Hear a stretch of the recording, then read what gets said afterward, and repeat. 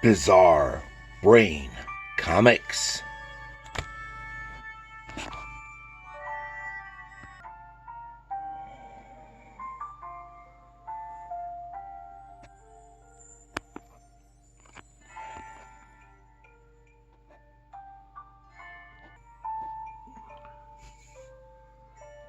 Hello, my comic book friends. Welcome to Bizarre Brain Comics. I am Gary, your host.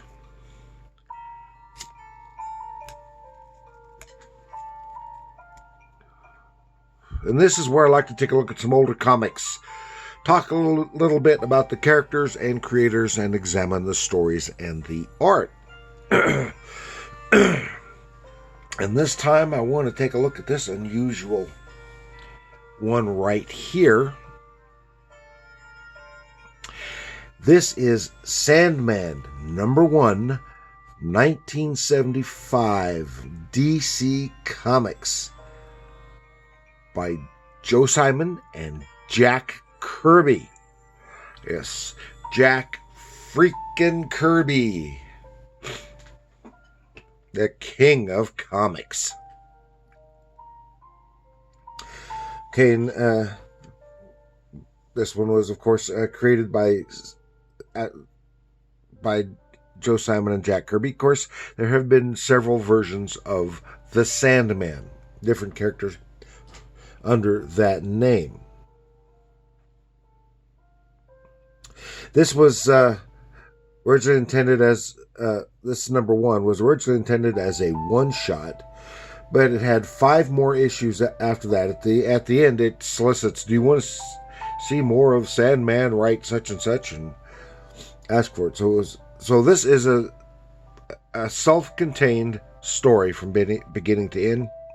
Was intended as a one-shot, probably for a DC showcase or something like that. After this, it had other writers and artists, and then Kirby returned with a different writer for issue number 4. And this version of the Sandman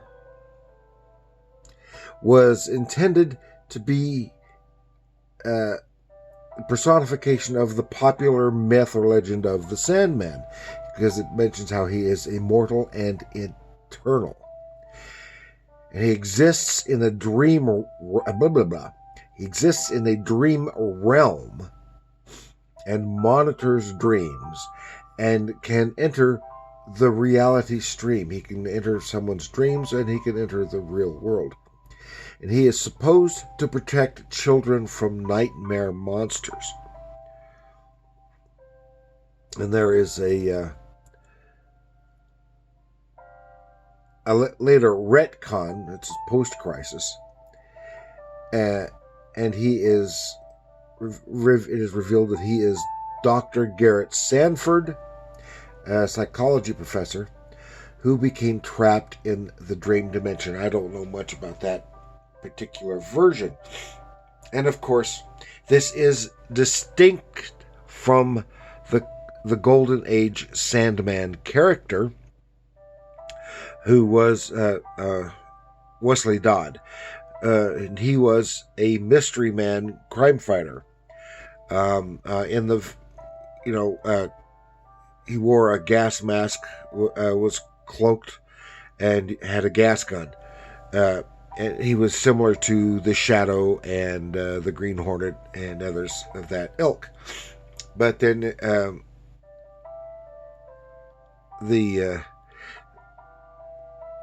with the popularity of the superheroes, even though that term had not been coined yet, with their skin-tight suits and the like, he unfortunately changed to a skin-tight suit and adopted a kid's sidekick. So it was Sandman and Sandy, and they fought crime together.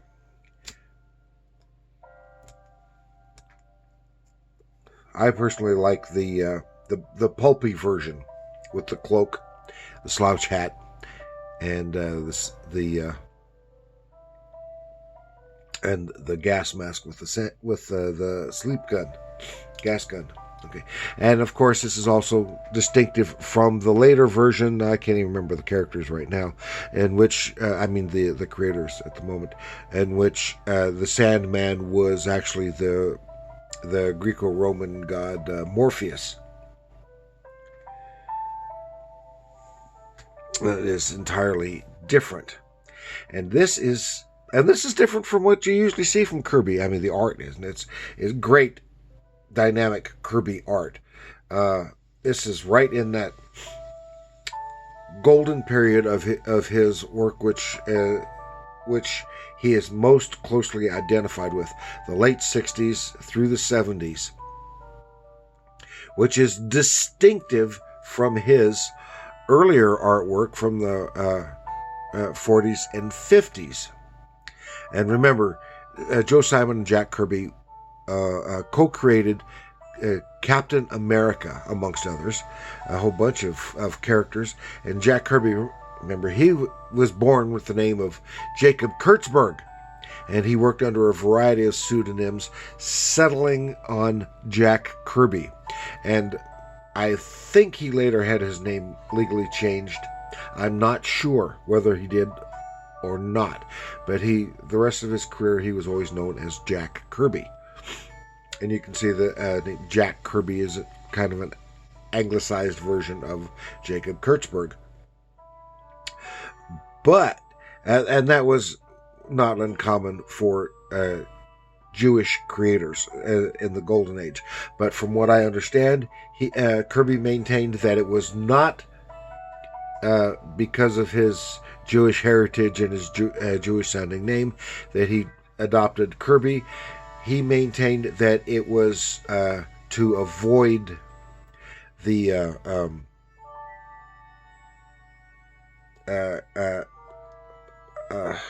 can't think of the word I'm thinking of, contractual things, so that he could work for different publishers at the same time using different names, which sounds pretty reasonable to me for him, because he was all over the place, producing so much during the Golden Age. Like I said, Simon and Kirby created Captain America, which was their most popular and best known creation up until the time of Marvel. But they also created Fightin' American. I guess that was in the 50s. Timely, then Atlas brought Captain America back for a short time, and Simon Kirby didn't like the way they presented Captain America. So let's show them how it's done. So, and then later they also created the Lancelot Strong version of the Shield for MLJ Archie Comics. And Fightin' America, I think, was for Harvey. And DC later picked up that character. Some other companies too. I think it was just licensed. I'm not positive on that, because you don't see Fightin' American anymore. But some other companies had done some other Fightin' American, and there were every company created their own red, white, and blue. But remember, Captain America was not the first patriotic superhero. The Shield from MLJ was. And there was a lawsuit, or a potential lawsuit, against Timely by MLJ over Captain America, because there were just too many similarities, particularly the shape of Cap's shield. It's why he adopted a round shield, which was a good thing, because that became his primary weapon, and that's when he started flinging it around and it was like a frisbee and the like. Okay.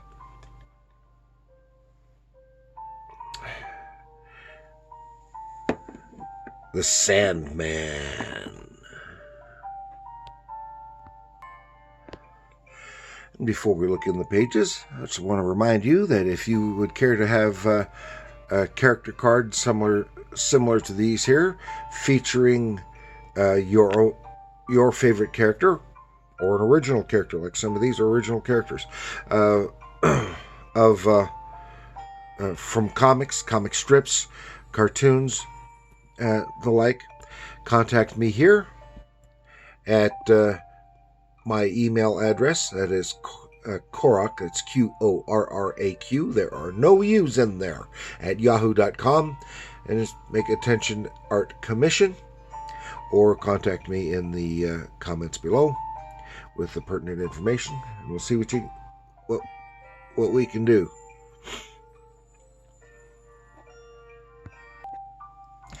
Okay, here we have another look at that Sandman. It's from 1975. Here you can see the grease pencil mark on here from the store, which which tells me this is the copy that I bought, brand new off the spinner rack at the drugstore in the BFE small town that I grew up in 1975. And until I reread this for this video, I hadn't read this in decades, and it really is somewhat unusual. For Simon and Kirby, you look at this, and it looks like the Sandman character should belong to, and that's where I thought it was going, belong to the New Gods mythos, and just be another character, but it's not. It's not related to that at all.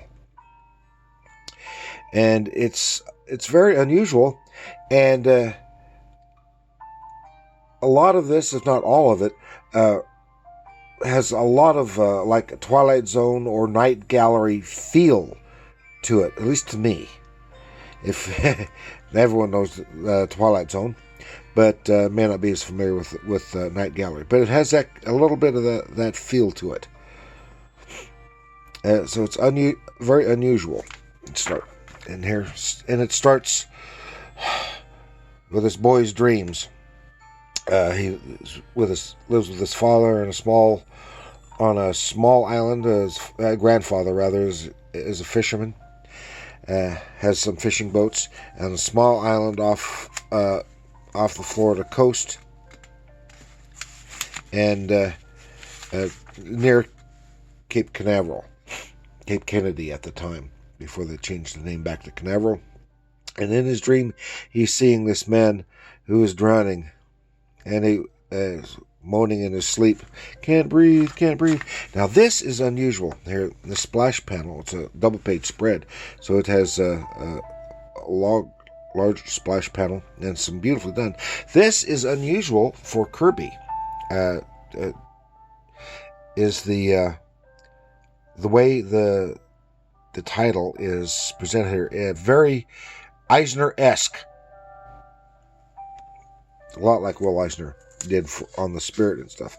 And this dream monitor really shows the Sandman here at the dream monitor, seeing inside here. Is introducing the character and these other characters here, the Brute and Glob, who are kind of they're nightmare creatures who sometimes help the Sandman. And he's witnessing the nightmare that the boy is having. He wakes up, rushes, puts on his rain gear, rushes out to find, he and his grandfather find that drowning sailor and rescue him, but he still dies. They were not quick enough, and for some reason they couldn't understand. He was clutching on to this bizarre-looking little doll figure, and he called it, what did he call it? A Warblink. I don't know why. And the boy just takes takes a shine to this ugly creature, while his grandfather does not. The boy's name is Jed, and I guess he becomes a recurring character, is a stand-in for all the other children, as well as the reader. And he has later, after several days, the grandfather does not like this thing, and the boy has a nightmare of the Werblink chasing and attacking his grandfather, and in his dream he's trying to stop it. And in the dream he slips and falls into a bottomless pit, and alarms go off. It is a crisis, and the Sandman enters the dream realm and rescues the boy before he can hit bottom, which at that time psychologists believe that if you dream you're falling and you hit bottom, it'll kill you. It might not, but they no longer believe that with later research. Anyway, he helps the boy, and his grandfather wakes him up, and he blames the bad dreams on this Werblink, and the boy goes back to sleep. He takes the doll and smashes it to pieces, and then he doesn't understand why he was so angry, and so he takes it and buries it. Meanwhile, you can see there's just something odd about this thing, and he buries it so the boy can't find it again. Then we switched scenes to in Japan. In Japan, there's some surgeons finishing up some brain surgery, and a Japanese surgeon and a Caucasian surgeon, and they're talking about the great strides that have been made in, and you can see mostly 6-panel grid with variations.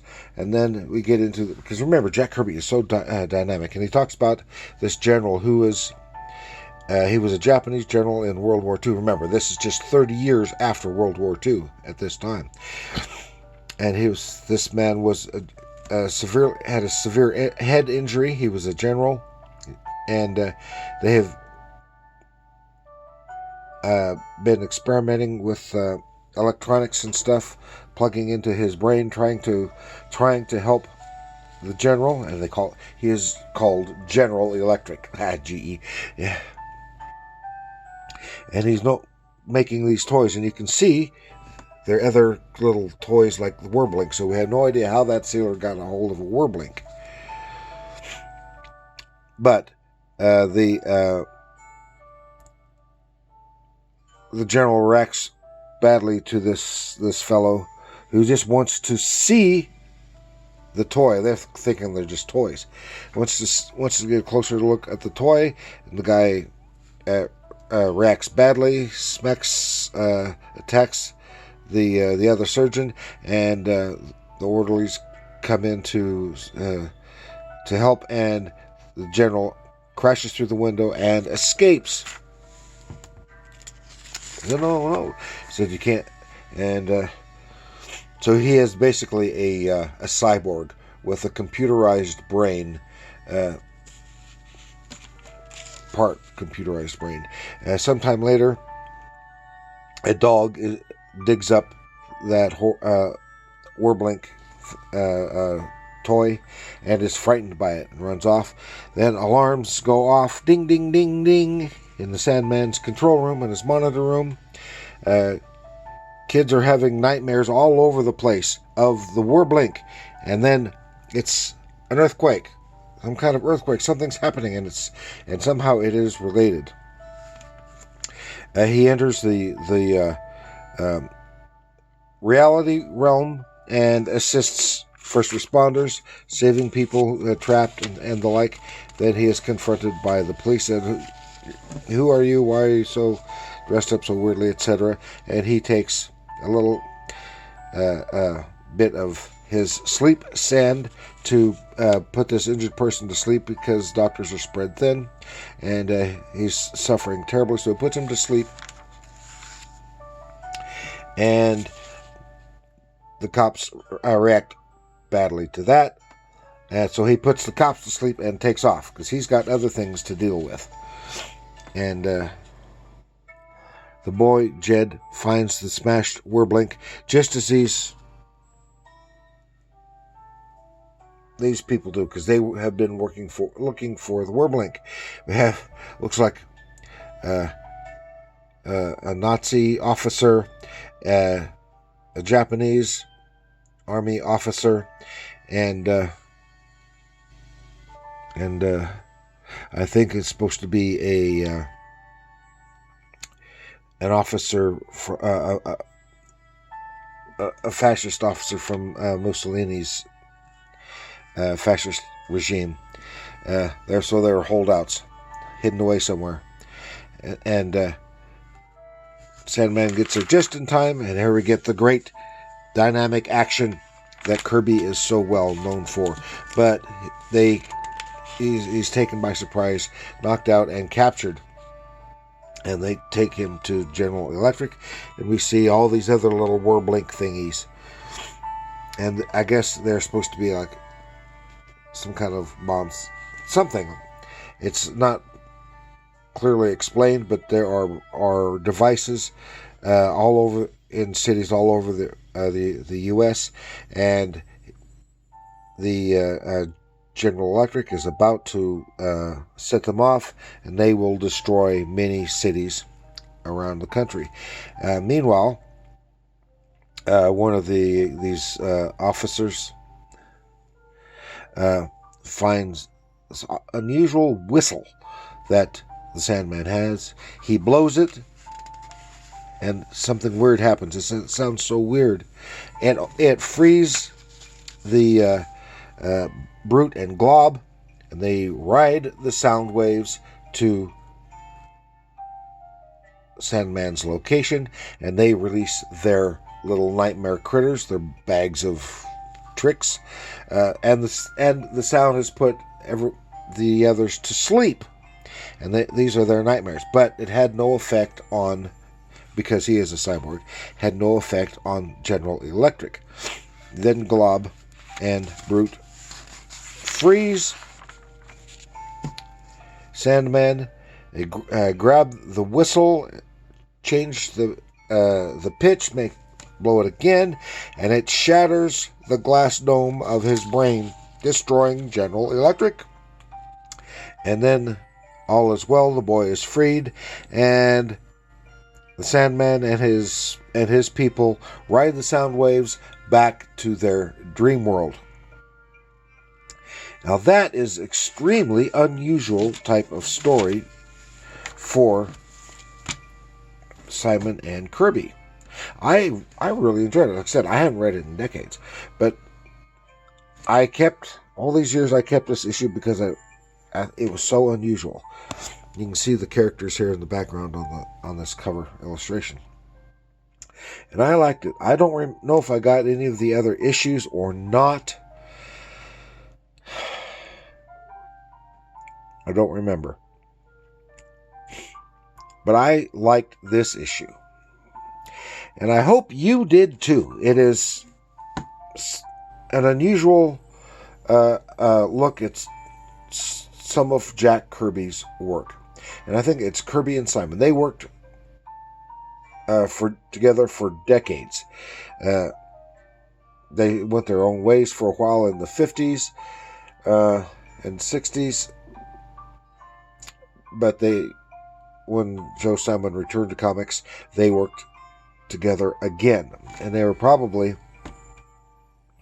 as a team, not far behind the Lee Kirby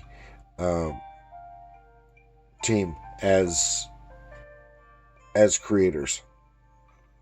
Magnificent that they were. Okay, thank you very much for joining me. Have you ever read this particular version of Sandman and of some of his later appearances? and the like. Because I think, to my knowledge, this is the only one I've read. I may have read it in the 80s, some of his other appearances in other titles. And if you know much about this, let me know. About this version of the Sandman. I actually like it. I was never a big fan of that later version, Morpheus version of the Sandman, even though it was became so popular. But I like this version, and I liked the original version, which Simon and Kirby did a lot of work on in the Golden Age, the Wesley Dodd version of the Sandman. So please like, share, subscribe, leave a comment, answer some of my questions. Tell me what you think of the Sandman and Kirby and Simon. And remember, comics are art.